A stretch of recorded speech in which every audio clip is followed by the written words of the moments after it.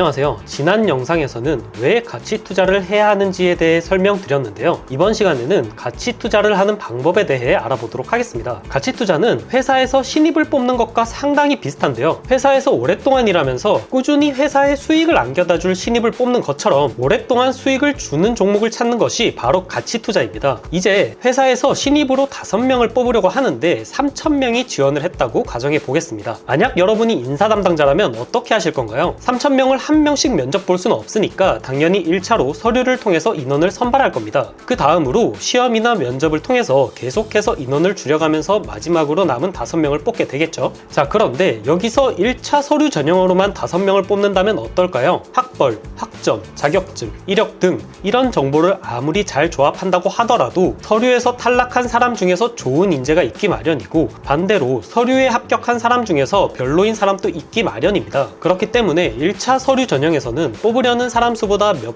배 정도 많은 인원을 선별해 놓고 그 다음 면접이나 시험을 통해서 인원을 줄여 나가는 건데요. 결국 대부분의 기업에서 이런 방식으로 채용을 하는 이유는 효율성 때문이라고 할 수 있습니다. 모든 지원자를 한 명씩 조사하고 면접을 보면 좀 더 좋은 직원을 뽑을 확률은 높겠지만 시간이 너무 많이 걸리게 되고, 직원의 시간을 쓴다는 것은 회사 입장에서는 돈을 쓴다는 것이기 때문에 손실로 이어집니다. 반대로 서류로만 직원을 뽑게 되면 시간은 엄청나게 절약되지만 좋은 직원을 뽑지 못할 확률이 높아지게 되는데요. 좋지 못한 직원 또한 회사의 매출에 도움이 되지 않을 가능성이 높기에 이 또한 결국 손실로 이어지게 됩니다. 그래서 회사 입장에서는 사용되는 시간과 비용을 고려했을 때 좋은 직원을 뽑을 가능성이 높은 지점을 찾는 것이 가장 좋은데요. 주식도 마찬가지예요. 코스피와 코스닥에 상장된 2,500개의 종목 중에서 5개의 종목을 골라서 매수를 해야 한다면 모든 종목들을 하나하나 분석하는 것은 시간이 많이 걸리기 때문에 그 시간 동안 차라리 일을 하는 게 훨씬 이득이고, 반대로 퍼나 PBR과 같은 조건으로만 주식을 고르면 나쁜 종목이 포트폴리오에 포함되어서 계좌를 갉아먹을 겁니다. 그러니 가치 투자도 시간과 예상 수익을 고려해서 분석을 해야 하는데요. 만약 투자금이 10만원 밖에 없는데 가치 투자할 종목을 찾는데 100시간을 써야 한다면 그 시간 동안 일을 해서 돈을 버는 게 훨씬 리스크 없이 효율적으로 수익을 내는 방법입니다. 다시 본론으로 돌아와서 가치 투자에서 가장 먼저 해야 할 일은 상장한 모든 주식 종목을 어떤 기준으로 선별해야 할지 그 기준을 정하는 것입니다. 퍼가 3 이하인 종목만 선별할 것인지,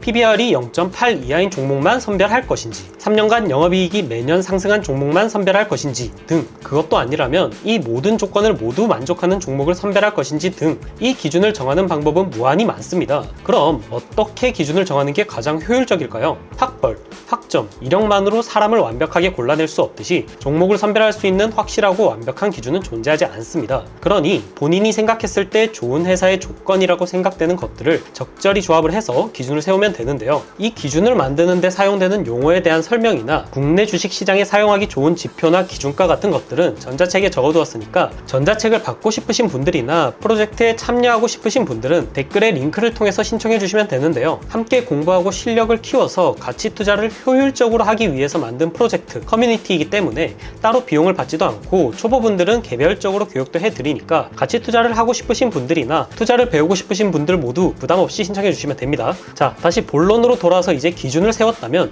이 기준을 활용을 해서 1차적으로 종목을 선별하면 되는데요. 여기서 기준을 세울 때 명심해야 할 점이 2가지가 있습니다. 첫째, 선별되는 종목이 너무 많아서도 안 되고 반대로 너무 적어서도 안 됩니다. 선별되는 종목이 너무 많게 되면 개별적으로 분석을 해야 하는 종목도 그만큼 많아지게 되겠죠. 예를 들자면 퍼가 0 이상이고 5 이하인 종목을 기준으로 잡게 되면 대략 200개 정도의 종목이 나오는데요. 이 200개의 종목을 모두 분석하는 것은 당연히 비효율적일 겁니다. 그러니까 1차적으로 선별되는 종목은 50개 이하가 나오도록 기준을 정하는 게 좋습니다. 둘째, 기준을 만드는데 너무 많은 시간을 사용해서도 안 됩니다. 요즘 주변을 보면 정답이 없는 문제에 정답을 구하기 위해서 평생을 바치는 학자들처럼 꾸준히 수익을 낼 수 있는 투자 기법을 찾는 사람들이 많은데요. 혹시 퀀트라고 들어보셨나요? 프로그램이 알아서 매매하게끔 투자 전략, 알고리즘을 개발하는 사람들을 퀀트 투자자, 줄여서 퀀트라고 부르는데요. 최근 들어서 많은 관심을 받고 있는 분야입니다. 가장 대표적인 퀀트 투자자인 짐 사이먼스가 운영하는 르네상스 테크놀로지를 보면 연평균 60%의 수익률을 보이면서 펀드 보수만 해도 매년 수조 원의 돈을 벌어들이는데요. 매년 전 세계에서 가장 많은 급여를 받는 사람을 조사해보면 항상 1위를 차지하는 직업이 바로 헤지펀드 매니저이고 그중 대다수가 퀀트입니다.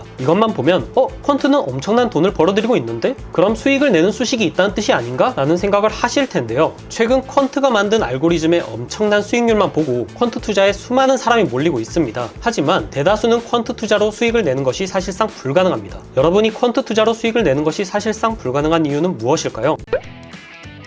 부자 프로젝트에 참여하실 멤버를 모집합니다. 부자 프로젝트는 노후 걱정 없이 원하는 인생을 살 수 있도록 투자 계획을 세우고 실천하는 방법을 알려드리는 프로젝트입니다. 참여하시는 분들은 본인의 수준에 맞춰서 제가 직접 1대1로 간단한 교육을 해드린 후에 정보를 공유하고 응원과 소통을 통해 서로 윈윈할 수 있는 투자 커뮤니티에 참여하셔서 좀 더 쉽게 목표 금액을 달성하실 수 있습니다. 프로젝트에 대한 좀 더 자세한 내용은 전자책에 들어가 있으니까 궁금하신 분들은 전자책을 받아보셔서 읽어보시길 바라겠습니다. 커뮤니티에 참여하지 않고 개인적으로 배우실 분들이나 다른 궁금하신 것들도 댓글에 있는 링크로 연락 주시면 제가 아는 선에서 최대한 도와드리도록 하겠습니다. 그럼 저는 다음 영상으로 찾아뵙도록 하겠습니다. 시청해주셔서 감사합니다.